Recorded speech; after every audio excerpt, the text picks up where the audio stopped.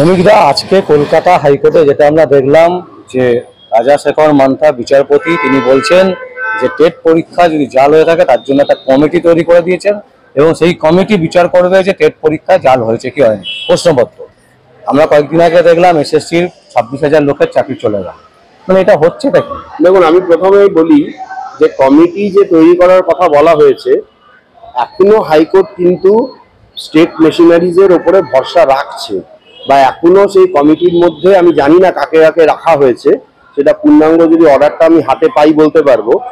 দেখুন, আপনাদের একটা কথা বলি, স্টেটের যা পরিস্থিতি তাতে করে দেখা যাচ্ছে যে প্রত্যেকটা জায়গায় জাল, প্রত্যেকটা জায়গায় জোচ্চুরি চলছে। এসএসসি আপনারা কয়েকদিন আগে দেখেছেন, আজকে আপনারা টেটের যেটা ঘটনাটা দেখলেন, আমি সেদিনই আপনাদের বলেছিলাম যে খুব তাড়াতাড়ি প্রাইমারিরও আপনারা দেখতে পাবেন যে বড় বড় মাথারা ধরা পড়ছে, এবং সেই দিনটা কিন্তু আর বেশি দূরে নেই। কারণ আমি খুব ডাউটফুল এই কমিটি কতদূর কাজ করতে পারবে, কারণ তার মধ্যে যদি কেন্দ্রীয় কমিটির লোক রাখা হয় আবার স্টেটের লোক রাখা হয় তাহলে কিন্তু একটা স্বার্থ সংঘাত হতে পারে।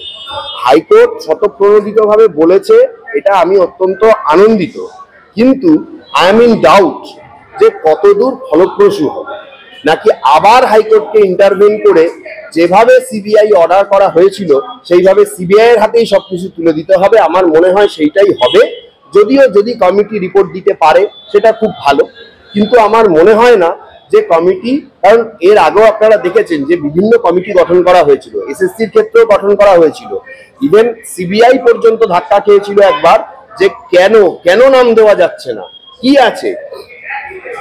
মানে ব্যাপারটা হয়ে যায় এমন একটা যে হাইকোর্টের অর্ডার ছাড়া তো এই রাজ্যে কোনো কিছু হচ্ছেই না। এক, দ্বিতীয় আর একটা বিষয় হচ্ছে যে ধরুন হাইকোর্ট হয়তো দেখা গেল যে প্রাথমিক কিছু জিনিসের উপরে ভরসা রাখছে, সেই ভরসার জায়গাটাও এরা সম্পূর্ণরূপে নষ্ট করে দিচ্ছে।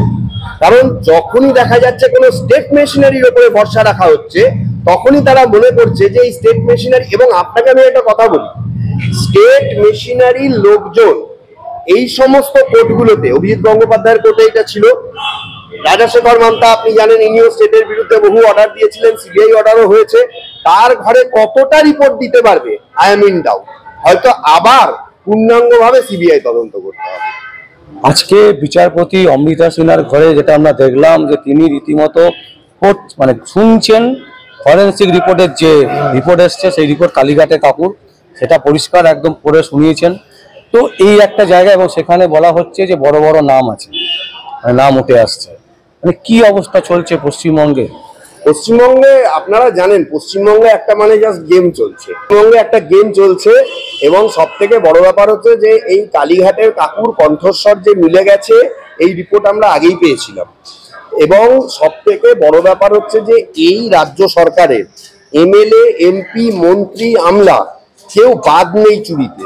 যে কজনকে আপনাদের মনে হচ্ছে যে এরা হয়তো বাদ বা জনগণ ভাবছে যে যাক এদের নামগুলো হয়তো আসবে না, সেটা শুধু সময়ের অপেক্ষা। প্রত্যেকটা জায়গায় দুর্নীতি। আপনাকে তো আমি বলেছিলাম যে রেশন দুর্নীতিতে যখন মানে জ্যোতিপ্রিয় মল্লিক যখন ধরা পড়েছিলেন, ঠিক সেই সময়ই আমার কাছে তথ্য ছিল রেশন দুর্নীতির পরে রেশন মানে হচ্ছে যে খাদ্য দপ্তর থেকে তাকে যে বন দপ্তরে সরানো হয়েছিল সেখানে গিয়েও তিনি দুর্নীতি করেছেন। মানে লাখ লাখ টাকার গাছ সেখান থেকে, এই অযোধ্যা পাহাড় থেকে, গরুমারা থেকে, জলদাপাড়া থেকে, ওষুধের মানে যে সমস্ত গাছ থেকে ওষুধ তৈরি হয়, দামি দামি গাছ। যেটা প্রশ্ন সেটা হচ্ছে যে মমতা ব্যানার্জি অভিষেক ব্যানার্জি গ্রেপ্তার হবে না কেন, যেখানে আমরা দেখতে পাচ্ছি কলকাতা হাইকোর্ট পরিষ্কার বলছে এসএসসির যে কাণ্ড সেইখানে 17টা পদ্ধতিতে দুর্নীতি হয়েছে, এবং এবিপি আনন্দ সুমন দে একেবারে পরিষ্কার দেখিয়েছে কোন 17টা পদ্ধতিতে এই জালিয়াতি হয়েছে। না দেখুন, দেখান উনি দেখিয়েছেন, এটা তো একদম আজকে কাচের মতন পরিষ্কার। কারণ এই ডাইরেকশন 360 প্যারা নাম্বার 363 আপনি যদি পড়েন, সেখানে এই 17টা পদ্ধতির কথা পরিষ্কারভাবে বলা আছে যে কি কি হয়েছে এবং হাইকোর্ট কি কি চাইছে। সুতরাং সেখান থেকে পুরো পরিষ্কার হয়ে গেছে, অর্ডারের মধ্যে পরিষ্কার হয়ে গেছে যে দুর্নীতিটা কিভাবে হয়েছে। কিন্তু আমার এখানে একটা প্রশ্ন রয়েছে, আজকেও আমি একটা জিনিস দেখতে পেলাম যে অন্তত 2000-এর ওপর ক্যান্ডিডেট যাদের চাকরি চলে গেছে তারা আজকে এই হাইকোর্টে এসেছেন আবার কোনো আইনি সহায়তা যদি পাওয়া যায়। আমার বক্তব্য হচ্ছে, তাদের কয়েকজন আমার কাছেও এসেছিলেন, তারা বলছেন যে সিবিআই এর কি ক্ষমতা রয়েছে আমরা কোথাও 5 টাকা দিয়ে চাকরি পেয়েছি এইটা প্রমাণ করতে পারবে? এই জায়গাটা প্রমাণ করার দায়িত্ব কিন্তু বহুবার হাইকোর্ট এসএসসি কে দিয়েছিল, যে বলতে যে কতজন দুর্নীতিবাজ বা দুর্নীতি পরায়ণ এবং কতজন ফেয়ার। এই জায়গাটা আজও পর্যন্ত ক্লিয়ার ভাবে এসএসসি বলতে পারেনি, যার জন্য কোর্টকে কিন্তু কোর্ট বাধ্য হয়েছে সমস্ত প্যানেলটাকে বাতিল করে দিতে। হয়তো দেখুন, এই একটা জিনিস আপনাকে মানতেই হবে যে সমস্ত দুর্নীতি হয়নি, সমস্ত লোকগুলোর চাকরিতে দুর্নীতি হয়নি, মানে 80 to 85% ফেয়ার রিক্রুটমেন্ট আছে, কিন্তু দুর্নীতি হয়েছে 15% to 20% দুর্নীতি হয়েছে। যদি কেন বলি, এই জায়গাটা একবার justice Abhijit Gangopadhyay point out করেছিলেন এবং পরিষ্কার বলেছিলেন যে বোঝা যাচ্ছে যে এই পার্সেন্টেজ অফ পিপল বা এই 5000 এইগুলো মানে ইললিগাল ভাবে এসেছে। তুমি স্পেসিফাই করো, আইডেন্টিফাই করো, কারণ তখনও পর্যন্ত যা যা রিপোর্ট জমা পড়েছিল তার উপরে। পরবর্তীকালে এসএসসি এসে বলছে যে অরিজিনাল যা যা ডকুমেন্টস আছে, ওএমআর মার্কশিট থেকে শুরু করে এত বছরের ঘটনা বলে সেগুলো তারা ডিলিট করে দিয়েছে, ডিস্ট্রয় করে দিয়েছে, সেগুলো আর পাওয়া সম্ভব নয়। যার জন্য কোর্ট এখন দেখছে যে আর কোনো উপায় নেই। ধরুন একজনকে আপনাকে ছাড়লো, আরেকজন কাউকে বললো যে এ দুর্নীতিবাজ, কিন্তু পরবর্তীকালে দেখা গেল কোনো প্রমাণের মাধ্যমে যাকে ছাড়া হয়েছে সেই দুর্নীতি করে চাকরিটা পেয়েছে, কিন্তু যাকে দুর্নীতিবাজ বলা হচ্ছিল হয়তো দেখা গেল সে ফেয়ার। এই জায়গায় কোর্ট কি করবে? যারা নির্ণায়ক অথরিটি এসএসসি, তারা যদি ভেরিফাই না করতে পারে তাহলে ক্যান্ডিডেটদের মানে কোর্টের পক্ষে তো কিছু করা সম্ভব নয়, যার জন্য পুরো বাতিল হয়েছে। তবে আমার মনে হয়েছে, আপনাকে আমি আগের দিনও বলেছিলাম, যারা সৎভাবে চাকরি পেয়েছে তাদের এখনো আশার আলো রয়েছে। এই অর্ডারের মধ্যেই তাদের আশার আলো, ওই 17টা পয়েন্টের মধ্যেই একটা দুটো পয়েন্ট আছে সেখানে তাদের আশার আলো দেখানো আছে, যে সিডিতে যদি তাদের নাম পাওয়া যায় তাদেরকে কোর্ট বলেছে কি আবার অল্টারনেটিভ রিক্রুটমেন্ট প্রসেসের মাধ্যমে আসতে। সুতরাং সেইগুলো তারা সেই অ্যাডপশন যদি তারা করতে পারে, এসএসসি যদি সেই ব্যাপারটাকে করতে পারে তাহলে হতে পারে। পাশাপাশি আপনাকে বলছি, সুপ্রিম কোর্টে অলরেডি এসএলপি ফাইলের তোড়জোড় চলছে, সেইখান থেকে সুপ্রিম কোর্ট যদি নতুন কোনো ভিউ দেখাতে পারে তাহলে যাদের চাকরি চলে গেছিল, অন্যায়ভাবে চলে গেছিল, মানে যারা কোনো দুর্নীতি করেনি অথচ চাকরি চলে গেছে, সেই জায়গাটা মনে হয় কিছুটা রিভাইভ হতে পারে। এই জায়গাটা আমার মনে হয়। আচ্ছা, এইখানে আমাদের একটা বড় প্রশ্ন জাগছে, যেটা হচ্ছে আমরা এখন যে জায়গায় চলে গেছি সেটা হচ্ছে যাদের চাকরি গেছে তাদের চাকরি ঠিকঠাক ভাবে গেছে না ভুল করে গেছে না ভুল সিদ্ধান্ত হয়েছে, আমরা কিন্তু এই জায়গায় যাচ্ছি। কিন্তু যারা দুর্নীতি করেছে, এত দিন ধরে দুর্নীতি করে এসছে, কোটি কোটি টাকা রাজকোষ থেকে নিয়ে গেছে, সাধারণ মানুষের টাকা লুটেছে, তাদের সাজাটা কবে হবে প্রশ্ন হচ্ছে এইখানে। ব্যাপারটা হচ্ছে, দেখুন, তাদের সাজা হবে না এ কথা আমি বলতে পারি না, কিন্তু আপনাকে একটা জিনিস মানতে হবে, আজকে যে কোনো কোর্টই বলুন, সুপ্রিম কোর্ট বলুন, হাইকোর্ট বলুন, তার মামলার পরিধি কত, লক্ষ লক্ষ মামলা, কোন মামলায় কবে অর্ডার হবে কেউ জানে না। সাজা হবে এইটুকু আপনাকে আশা রাখতে হবে। সাজা তো হয়েছে, একদম যে হয়নি তা তো নয়। প্রাক্তন শিক্ষামন্ত্রী জেলে ঢুকেছেন, শিক্ষা দপ্তরের সঙ্গে যুক্ত একাধিক লোক জেলে ঢুকেছেন, মানিক বন্দ্যোপাধ্যায় জেলে রয়েছেন, যিনি একজন প্রাইমারির একটা পোস্টে ছিলেন। সুতরাং সাজা হবে, কারণ কোর্টের ওপরে মানুষের শেষ ভরসা যদি উঠে যায় তাহলে তাহলে তো আর দেশে কোনো শাসনই থাকবে না, রাজ্যে তো তাহলে মানুষের আস্থা, মানুষের বিশ্বাস সবকিছু একদম শেষ হয়ে যাবে, জলাঞ্জলি হয়ে যাবে। সাজা তাদের হবে, এইটা আপনাকে মাথায় রাখতেই হবে। যত দ্রুত সম্ভব সাজা হয় এটা আমরা দেখতে চাই, কিন্তু পাশাপাশি যখন এই অর্ডার, আমি আপনাকে বলছি, হয়তো এক্সেপশনাল অর্ডার, দেশের কোনো হাইকোর্ট এই অর্ডার আজ পর্যন্ত দিয়েছে কিনা আমার তো জানা নেই। এই কম বছরের প্র্যাকটিসে বহু সিনিয়রদের সঙ্গে আমি কথা বলেছি, তারাও বলছে যে হাইকোর্ট এই ধরনের অর্ডার কোনো দিয়েছে কিনা নো ওয়ান নোজ, কোনো হাইকোর্ট সারা দেশের পরিপ্রেক্ষিতে। আমার যেটা মনে হয় যে সুপ্রিম কোর্ট আমাদের সবার উপরে রয়েছে, সুপ্রিম কোর্ট নিশ্চয়ই এই অর্ডারটা ঠিকঠাক আইডেন্টিফাই করবে এবং যারা দুর্নীতি করে চাকরি পেয়েছে তাদের সাজা হওয়ার পাশাপাশি যারা যারা এর মধ্যে জড়িত, সিবিআই কে তো অনেক মানে পাওয়ার দেওয়া হয়েছে, সিবিআই এবার তদন্ত প্রক্রিয়া বাড়িয়ে তাদেরকে ইন্টারোগেশনে ডাকবে, ডেকে যদি তাদের কাছ থেকে সদুত্তর না পায়, তাদেরকে সেই সমস্ত চার্জে অ্যাকিউজ করে তাদেরকে সাজা করে তাদেরকে ভেতরে ঢোকাবে। আমার মনে হয় এটা সময় লাগবে এবং কিছুদিন আপনাকে তার জন্য অপেক্ষা করতে হবে, এইটুকু। মমতা ব্যানার্জি প্রতিশ্রুতি দিচ্ছেন যে যাদের চাকরি গেছে চিন্তার কারণ নেই, চাকরি পাবেন। এবং ওনার প্রতিশ্রুতির মুখ্যমন্ত্রী, হ্যাঁ মুখ্যমন্ত্রী, কিন্তু ওনার প্রতিশ্রুতির দাম তো আমরা দেখেছি। ওনার প্রতিশ্রুতি এই যে যারা ওই রাস্তায় আন্দোলন করেছিলেন তাদের মধ্যে বহু মানুষ তারা সরকারের প্রতি বিভিন্ন বঞ্চনার কথা উল্লেখ করেছিলেন। সরকারের বহু মানুষকে, সরকারের সঙ্গে যুক্ত, ডাইরেক্ট ভাবে যুক্ত, সে কুণাল ঘোষ হোক বা অন্যান্য লোক হোক, তারা গিয়ে বলেছিল আমরা আপনাদের পাশে আছি, আমরা চেষ্টা করব। কি হয়েছে? আমরা তো ধরে নিতে হবে তারা মুখ্যমন্ত্রীর প্রতিনিধি। তারা কি আসল মানে তাদেরকে কোনো সুরাহা দিতে পেরেছে? পারেনি। সেই কোর্টেরই দ্বারস্থ হতে হয়েছে। সুতরাং এইটুকু আমি বলতে পারি, দেখুন একজন মুখ্যমন্ত্রী তিনি তার পজিশন থেকে বলছেন যে আপনাদের চিন্তার কিছু নেই, চাকরি পাবেন। খুব ভালো কথা, চাকরি দরকারও। যারা অন্যায়ভাবে চাকরি পায়নি কেন তাদের চাকরিটা নষ্ট করা হবে, এটা আমারও প্রশ্ন। বা অন্যান্য দপ্তরে চাকরির জায়গা কেন তৈরি হবে না যেখানে সরকারের হাজার হাজার লক্ষ লক্ষ পোস্ট খালি, এইটাও দরকার। তার কথার সদর্থক ভূমিকা একদম নেই আমি বলবো না, কিন্তু আপনি কি দুর্নীতি বাদ দিয়ে চাকরিটা দিতে পারবেন? এই প্রশ্নটাও তো রাজ্যবাসী আজকে করছে।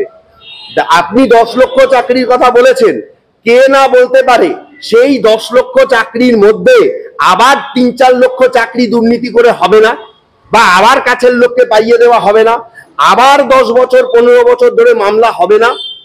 এই নিশ্চয়তা কোথাও নেই। চাকরি তো অবশ্যই দরকার। দেখুন এই জায়গাটাকে ফেলনা করার জায়গা নেই, কারণ গভর্নমেন্টের কাজগুলোকে করার জন্য গভর্নমেন্টকে লোক রিক্রুট করতেই হবে। আমাদের দেশটাই তো সেইভাবে তৈরি যে গভর্নমেন্ট তার কাজ করার জন্য অ্যাডভার্টাইজমেন্ট দিয়ে, গভর্নমেন্ট জবের জন্য অ্যাডভার্টাইজমেন্ট দিয়ে লোক নেবে, সেন্ট্রাল গভর্নমেন্ট নেবে। এইভাবেই তো গভর্নমেন্টের সমস্ত বা কেন্দ্রীয় সরকারের সমস্ত দপ্তরগুলো চলবে। সুতরাং চাকরির দরকার আছে, চাকরি। কিন্তু এতদিন আপনার মুখে এই কথা শোনা যায়নি কেন? এতদিন আপনারা কি করছিলেন? যখন এরা বছরের পর বছর ধর্ণা দিয়েছে তখন আপনারা কি করছিলেন? অন্যান্য দপ্তরে এত এত ভ্যাকেন্সি, সেখানে যখন ভ্যাকেন্সি পূরণের জন্য আপনার কাছে আবেদন করা হয়েছিল, ওই তখন আপনার সরকার তো এটা চিন্তা করেনি। আপনি তো অনেক কিছুই বলেন যে কারোর চাকরি যাবে না। আপনার সরকারের আমলে স্বাস্থ্য দপ্তরে কোভিডের টাইমে 93 জনের চাকরি আজকে 4-6 মাস পরে কেন বাতিল করা হয়েছে? সেগুলো তো আপনি গেজেটেড র্যাঙ্কে চাকরি দিয়েছিলেন এবং টাইপিস্টদের চাকরি দিয়েছিলেন সারা ওয়েস্ট বেঙ্গলে, টোটাল 93 জন। আমার খুব কাছের একজন লোক গেজেটেড র্যাঙ্কে চাকরি পেয়েছিল, তার 1 নম্বর স্থানে তার নাম এসেছিল। আমার ভীষণ ক্লোজ লোক, মানে খুব ক্লোজ আমার। আজকে তার চাকরিটা নেই, সেটা রাজ্য সরকারি চাকরি ছিল। আপনাদের কাছে ডেপুটেশনও জমা দেওয়া আছে, নবান্নে, মুখ্যমন্ত্রীর কাছে, অভিষেক বন্দ্যোপাধ্যায়ের কাছে। 1 বছর 1.5 বছর প্রায় অতিক্রান্ত, কোথায় সেখানে তো কোনো আশ্বাসের বাণী নেই। সুতরাং কোন ক্ষেত্রে আপনি যে কি বলেন, নাকি এটা ভোটে প্রচারের জন্য, মানুষকে উদ্বুদ্ধ করার জন্য, যখন আপনি দেখছেন পায়ের তলায় জমি নেই সেইটাকে উদ্বুদ্ধ করার জন্য বলছেন? I am in doubt. চাকরি হোক, মানুষের উপকার হোক, এটা আমরা সবাই চাই। কে না চায়? আপনি চান না আপনার ফ্যামিলির একটা লোক যদি বেকার থাকে, তার যদি যোগ্যতা থাকে, সে যদি চাকরি পায়? আপনি চান না আপনার কোনো ভাই বা আপনার কোনো বোন সে যদি চাকরি পায়? আপনি কি খুশি হবেন না? অবশ্যই খুশি হবেন, আমিও খুশি হব, প্রত্যেকটা মানুষই খুশি হবে। কিন্তু সেই চাকরির দানের প্রক্রিয়াটা যেন ফেয়ার হয়। তার চাকরিটাকে আটকে যেন কোনো সাদা খাতা জমা দেওয়া লোককে চাকরিটা দেওয়া না হয়, যেন কোনো ইললিগাল লোককে চাকরিটা দেওয়া না হয়। আপনি টপ লেভেলে ইন্টারভিউ নিয়ে 93 জনকে আপনি চাকরি দিলেন স্বাস্থ্য দপ্তর থেকে, তারপরে আপনার স্বাস্থ্য দপ্তর নির্দেশিকা জারি করলো, কেন্দ্রীয় সরকার একটা টাকা পাঠাতো, সেইটা বন্ধ হয়ে গেছে, ওটা কোভিডের টাকা ছিল বলে সব চাকরি চলে গেল। পরিবহন দপ্তরে এরকম কয়েকশো ঘটনা হয়েছে। সেই পরিবারগুলোর কথা আপনি তো দ্বিতীয়বার ভাবেননি, তাদের কি অবস্থা? এগুলো তো চিন্তা করার ব্যাপার রয়েছে। সুতরাং আপনার যে আশ্বাস, আমার কাছে এই ছোট ঘটনাগুলো, দুটো এই ঘটনা আমার চোখের সামনে, এবং স্বাস্থ্য দপ্তরের ঘটনাটা আমি সব নিজস্ব জানি। এবং আমি যখন আরটিআই করেছিলাম, একটার পর যখন আমি স্বাস্থ্য দপ্তরকে জানাচ্ছি, তারা বলছে আপনি এইটা সেন্ট্রাল গভর্নমেন্টের অমুক সেল রিক্রুটমেন্ট করেছে বা অমুক সেলের টাকায় রিক্রুটমেন্ট হয়েছে, তাদেরকে আপনি আরটিআই করুন। তাদেরকে যখন করেছি বলছে স্টেট গভর্নমেন্ট করুন, এবং সেখানে তাদেরকে এমন ভাবে একটা মুচলেকা লিখিয়ে নেওয়া হয়েছিল যে চাকরি যে কোনো মুহূর্তে যেতে পারে, মামলা করেও কোনো সুরাহা করা যায়নি। আপনি তো অনেক কিছুই করেছেন, তাহলে মানুষকে আশ্বাস দিয়ে লাভ কি? আপনারা ভালো করে কাজ করুন। আমি এইটুকুই বলবো, এই রায়ে অনেকে অনেক কথা বলবেন, আমি কিন্তু পুরো 100% খুশি নই। যারা জেনুইন চাকরি চলে গেছে তাদের চাকরি পাওয়া উচিত, এটা আমি মনে করি। কারণ তাহলে তো দেশে অন্যায় যারা করবে, ঠিক আছে, তাদের যেমন সাজা দেওয়ার পাশাপাশি আমাদের আইনের একটা বেসিক দিকই রয়েছে, কি বলুন তো, যে 1000টা অপরাধী ছাড়া পেয়ে যাক তাতে কোনো দুঃখ নেই, কিন্তু তার মধ্যে একজন মানুষ যে কখনো অপরাধ করেনি তার যেন সাজা না হয়। এখানে তো উল্টো জিনিস হলো। এই জিনিসটা কেন হবে? এটা তো বিচার ব্যবস্থাকেও কোথাও না কোথাও একটা ধাক্কা দিচ্ছে বলে আমার মনে হয়। সুপ্রিম কোর্টে এই রায়টার কিছু অংশ স্টে হবে বলে আমার বিশ্বাস। আচ্ছা, সমীরটা কিভাবে প্রমাণ করবে, কি করে? যে ছেলে মেয়েটা ভাবুন একদম মানে কোনো টাকা দেয়নি, পয়সা দেয়নি, কিছু দেয়নি, একদম মেরিট ভাবে ভালো ছাত্র ভাবে চান্স পেয়েছে, সে প্রমাণ করবে কি? প্রমাণ করার জায়গাটা তো নষ্ট করে দিয়েছে এসএসসি, নিজেই নষ্ট করে দিয়েছে, ওইগুলোকে ডিলিট করে দিয়েছে। এখানে তাহলে কোর্ট কি করবে? ওইটাই তো, কোর্টের কোনো কিছু করার নেই বলেই কোর্টটা না, একটা রে অফ আছে। বলেছে ওই যে 3টে যে সিডি হার্ড ডিস্ক, ওর মধ্যে কপিটা আছে।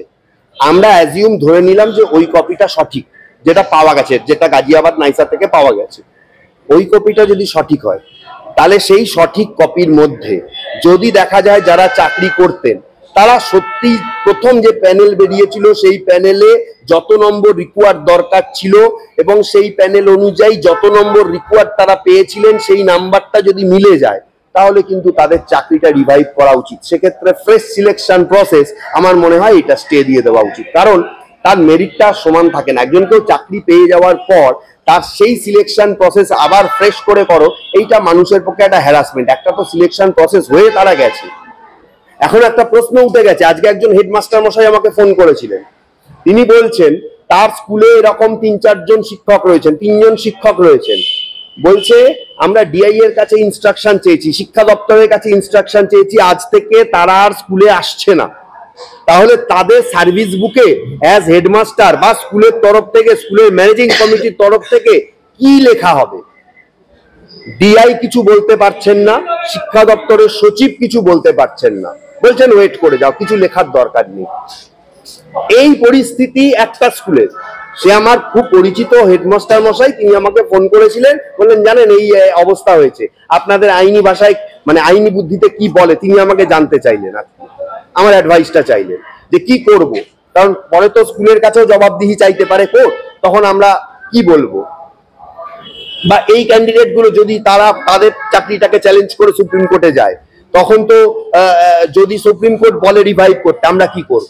এই জায়গায় খুব সমস্যা, খুবই সমস্যা তাদের। মানে আমি একজন বলছি আপনাকে, যার কথা বলছিলাম, যে মেরিটোরিয়াস স্টুডেন্ট চাকরি পেয়েছেন, আজকে মানে বলছে যে এত অপমান তার জীবনে সইতে হয়নি। কারণ ক্লাস 1 থেকে 9, 1 থেকে 10 নয়, 1 থেকে 5-এর মধ্যে তার র্যাঙ্ক থাকতো। মাধ্যমিকে র্যাঙ্ক করেছিল, উচ্চ মাধ্যমিকে র্যাঙ্ক করেছিল, বিএসসি এমএসসি তে ফার্স্ট ক্লাস ফার্স্ট, ঠিক আছে। তিনি একটা সায়েন্সের গ্রুপ এবং অঙ্ক করাতেন, 11-12 পড়াতেন। আজকের পর থেকে তিনি আর স্কুলে যাচ্ছেন না, তিনি শুধু নিজের ভাগ্যকে দোষারোপ করছেন। তার ফ্যামিলির একজন লোক আমার পরিচিত, তিনি বলছেন যে উকিলবাবু একে তো সামলানো যাচ্ছে না, যদি সুইসাইড করে ফেলে। এত বড় ধাক্কা তো কোনোদিন খায়নি সে, এত মেরিটোরিয়াস স্টুডেন্ট এত বড় ধাক্কা খাবে কোনোদিন তো ভাবতে পারেনি, এইভাবে চাকরি চলে যাবে। মানে এই জিনিসগুলো না, মানে আমাদেরকেও দেখুন, হয়তো আইনের চোখ বাঁধা, কিন্তু মানুষ তো আর চোখ বাঁধা নয়। তাহলে তার সেই কষ্টটা আমারও ফিল হচ্ছে যে হ্যাঁ সত্যিই তো, বাস্তবটা কি, অলরেডি 2 জন সুইসাইড করেছে। এই রায়ের পরে আপনি খবর নিয়ে দেখুন, অলরেডি সারা আমাদের এই রাজ্যে 2 জন অলরেডি টিচার সুইসাইড করেছেন, এবং এই সংখ্যাটা আরো বাড়তে পারে। আমি চাইবো কেউ এরকম ডিসিশন না নিক, কিন্তু কোথায় যেন গিয়ে মনে হচ্ছে সুপ্রিম কোর্টের ইন্টারভেন করার দরকার আছে। এইভাবে যেতে পারে না। একটা লেটেস্ট খবর আছে, যেটা হচ্ছে প্রতিটা ব্যাংকের কাছে একটা সার্কুলেশন এসছে, যাদের চাকরি চলে গেছে তারা যাতে কোনো রকম লোন না পায়, বা কোনো ব্যাংকিং যে ফেসিলিটি সেটা যাতে না পায়, এটা আরো একটা গুরুতর মানে জায়গায় চলে যাচ্ছে না? হ্যাঁ, চলে যাচ্ছে তো, কিন্তু আর একটা জায়গায় এটা সমস্যারও তৈরি করছে। এখনো পর্যন্ত কোনো স্কুলের কাছে কোনো নোটিফিকেশন নেই এদের মাইনে বন্ধ হবে কি হবে না। এটা একটা অদ্ভুত ব্যাপার। তারা যাতে লোন না পায় সেইটা আছে, আপনি বলছেন ঠিক আছে, কিন্তু তাদের মাইনে বন্ধ হবে কি হবে না শিক্ষা দপ্তর সেরকম কোনো নোটিফিকেশন পাঠায়নি, কোনো স্কুলের কাছেই নেই। আর বিভিন্ন ব্যাংকের যে যারা ডিএসএ নিয়ে আছে তাদের কাছে ফোন এসছে যে কোনো রকম ভাবে যে সমস্ত যাদের লোন চলছে, সেটাই জিজ্ঞেস করেছিলাম, কিছু বলতে পারছে না, কিছু বলতে পারছে না। তাহলে এইরকম একটা মানে অবাস্তব পরিস্থিতির মধ্যে আমরা দাঁড়িয়ে আছি। মানে ব্যাংকও জানে না এরপরে কি হতে চলেছে। একটা ঘটনা অনেক ঘটনার জন্ম দিয়ে যায়, একটা ঘটনার একটা প্রশ্ন হাজার প্রশ্নের জন্ম দিয়ে যায়। এই পরিস্থিতিতে আমরা আছি, এই পরিস্থিতিতে আমরা মানে সেকেন্ড অবস্থায় আছি। একটা মানে কম্পন তৈরি হয়ে গেছে এই রায়। তবে এই রায়েরও দরকার ছিল, কিন্তু এই দায় কে নেবে? দায় কে নেবে? কেউ তো দায় নেবে না। কে দায় নেবে বলুন আপনি? আমি আপনাকে বলছি, ওই মানে কি বলবো, খড়ের গাদায় চুচ খোঁজার মতন অবস্থা হবে। কি করে আপনি দায় নেবেন? কেউ যদি বলেছে টাকা ফেরত দিতে, রায়ের একটা ওই 17টার মধ্যে একটা পয়েন্ট আছে, টাকা ফেরত দিতে হবে যারা প্যানেল বহির্ভূত। আপনি একটা কথা বলুন তো, সেইটা কিভাবে স্পেসিফাই হবে? যদি অরিজিনাল ওএমআর মার্কশিট যদি সেটাকে ডিলিট করে দেওয়া হয়, যদি সেটাকে সরিয়ে দেওয়া হয়, সেই দায়টা কে নেবে? সেই তাহলে এসএসসি কোনো বলতে পারবে না। তাহলে সেখান থেকে কি বার করা সম্ভব? এটাও তো কঠিন, যে কিভাবে আপনি বার করবেন। খুব কঠিন একটা পরিস্থিতির মধ্যে আমরা রয়েছি।